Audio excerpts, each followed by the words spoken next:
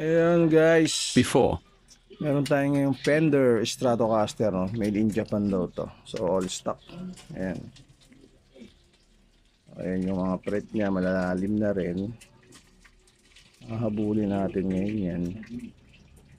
Yung board niya, no? Parang niliha na nung may-ari o kung anong pinagagawa rin. Ayan, mataas yung action. Ayan, pinapa-set up. Ayan siya.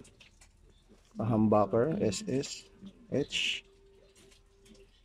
Sa inyo, ayusin natin ngayon. Ngayon, ang truss rod na itong Japan is wala rito. Baka nandito sa loob, no? So, made in Japan siya. Ayan, nakalagay. Hindi ka ma-focus, sorry.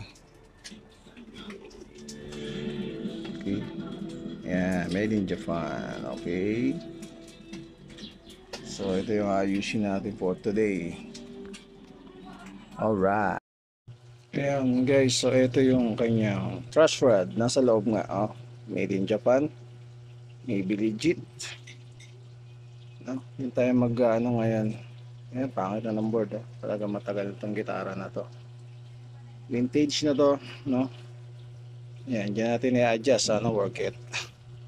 Work. Magana pa sana yung truss rod. Okay.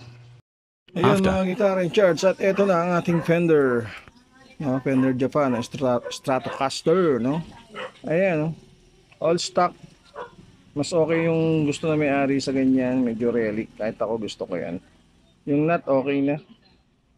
Okay. Baba na yan. At ayan na yung mga fret niya, mga brothers. Mga guitar in church.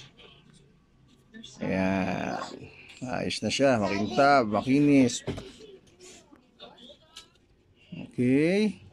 Good na rin yung mga yan. Naka-intonate na yan at naka-reduce na maayos.